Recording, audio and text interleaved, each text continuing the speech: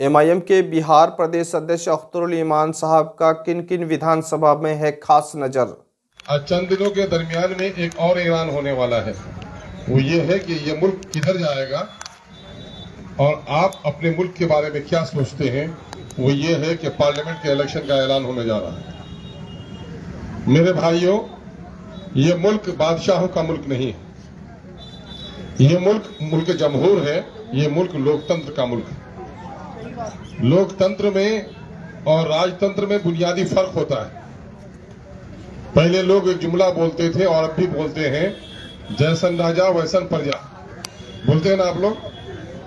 ये जुमला सही है आज क्या?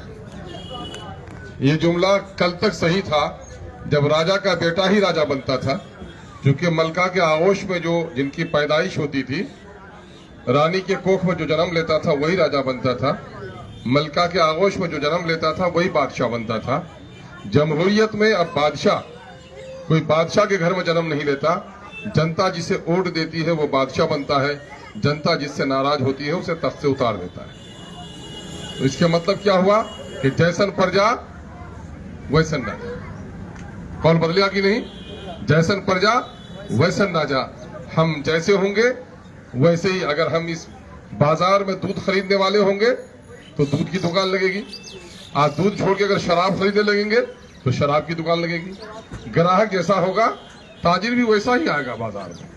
मेरे भाई, इस मुल्क में हमारी और आपकी एक लंबी तारीख है। इस मुल्क में दलितों को लोग अपने दरवाजे पर बैठने नहीं देते थे। कुत्ता बिल्ली सूअर भी आ जाए तालाब में तो नहा ले तो कोई हर्ज नहीं होता।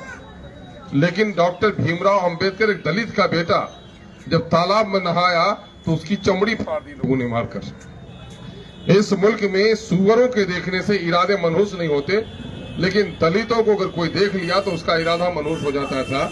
इसलिए कहा यह गया कि अगड़ी जाति के बस्ती में जो दलित होगा वो गले में घंटा बांधेगा।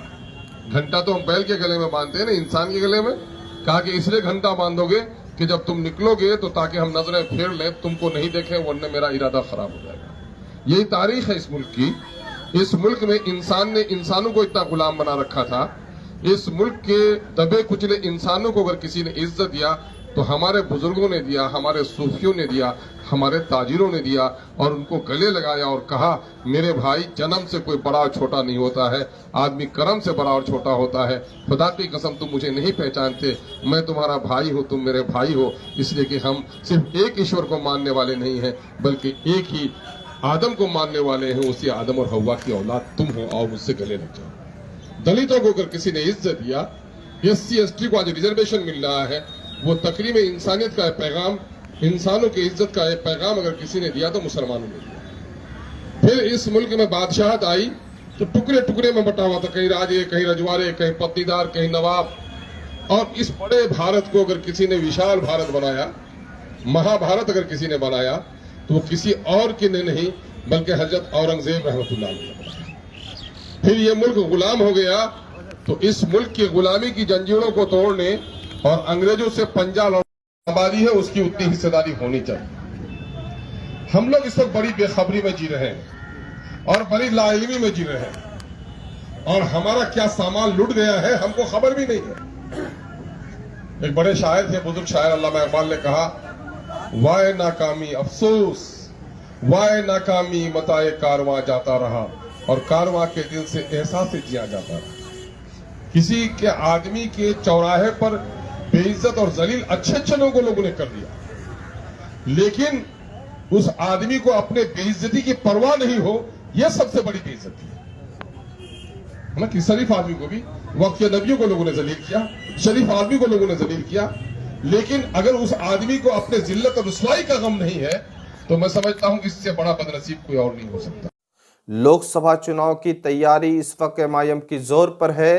वहीं एमआईएम के राष्ट्रीय अध्यक्ष बैरिस्टर असदुद्दीन ओवैसी साहब के बिहार दौरे के बाद से ही अख्तरुल ईमान साहब का अलग अलग विधानसभा में दौरा जारी है।